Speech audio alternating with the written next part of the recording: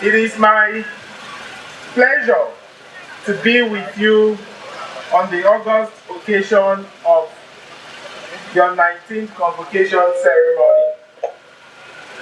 My happiness stems partly from my pride at seeing so many young people crossing the major landmark in their lives, and partly because of the importance that I attach to education as a whole.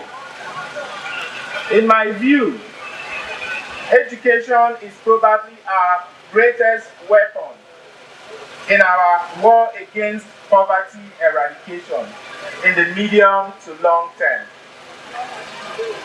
This is the reason we have designed and implementing a most revolutionary revamp of the current educational system. This revamp will extensively and exhaustively, ranging from the basic school levels through secondary to the tertiary institutions like ESUT. There will be changes not only in the curricula, but also in the models for delivering knowledge in our educational institution. The most radical change will take place in our basic schools, where our children spend their first 9 years schooling. There we shall be implementing our cutoff program, which will include a school meal plus program, providing our children not only with school meals, but also preventive medication and vaccination. In addition, there will also be an upgrade of the curriculum and teaching methods to infuse modern methods of experiential learning that leverage practical exercises and technology. This would position our children from the age of 3 to compete effectively in the world of 21st century. Beyond teaching and learning systems, the administration of the school would also leverage technology to allow the delivery of classes virtually and live streaming of certain learning contents, even from teachers and facilitators living overseas. This process has already started as we speak. We have completed our first pilot model school, where a team of global experts are training some of our best teachers in a future-oriented way of learning. This week, we also have awarded for construction another 9 smart schools. In less than 14 months, we expect to be completing remainder of 250 schools, which will place at least one model school in each of the wards across the state. This will ensure that no child is deprived of world-class knowledge merely on account of his place of abode. Even the poorest child in the most interior ward in this state will be able to receive world-class education using tools of the 21st century.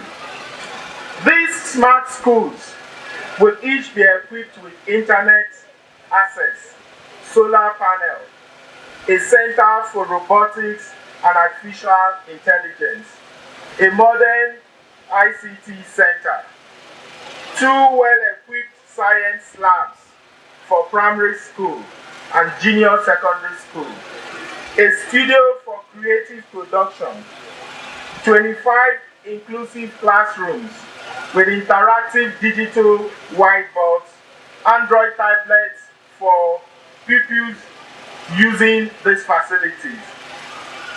I think it's important to remark here that what our objective in the education sector is to have what we call a cutoff point where we identify our young children at age 3 and put them through a pipeline of learning that enables them to acquire the civic habits that they need to grow as responsible citizens and the moral values, but above all, also to expose them to ICT learning at a very young age.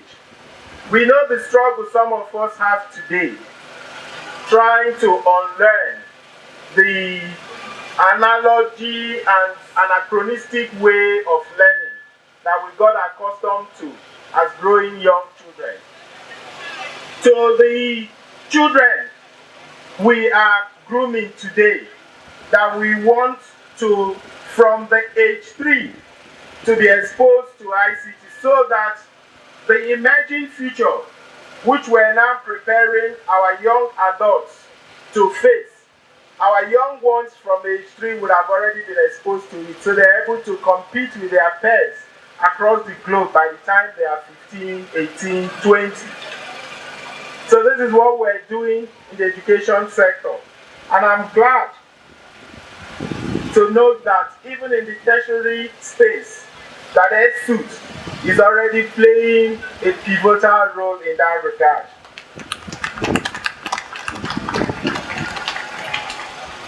The other tiers of education will not be left behind. In line with this, upon leaving JS3, our children will have the option of proceeding to secondary schools, or they may proceed to special technical, vocational, entrepreneurial, and science high schools to become highly skilled and marketable professionals. The tertiary institutions, again, as I said, would not be left out either, as plans are in top gear to upgrade our universities, polytechnics, and colleges of education by investing in their infrastructure and building their capacity through linkages with leading schools around the world. In line with this, I am glad that the leadership and administration of ESUT is already moving in the right direction, as evidenced by its achievements over the last year. These current advancements, as well as those we plan to undertake soon, are unprecedented and bold investments in education. By 2024, we will be spending close to 30% of our state budget on education. As you know, this is well above the 15 to 25% recommended by international development agencies.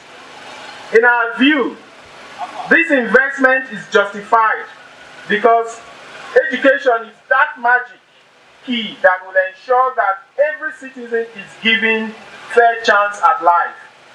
It would ultimately ensure that we can achieve the Enugu of our dreams, where poverty is reduced to a distant memory for every family in the state. And we can say goodbye to the levels of hopelessness that tend to give rise to high levels of criminality in our communities. In closing, I must not forget to convey my sincere congratulations to all the 9,017 graduating students here today. Your presence in this exclusive fold is evidence that you have been deemed worthy in character and learning to receive the seal of approval of a reputable school like the Enugu State University of Science and Technology. As the great Henry Ford once said, anyone who stops learning is old, whether he's 20 or 80. Anyone who keeps learning stays young. In line with these wise words, My fervent wish to you all is that you never grow old. Congratulations. Thank you.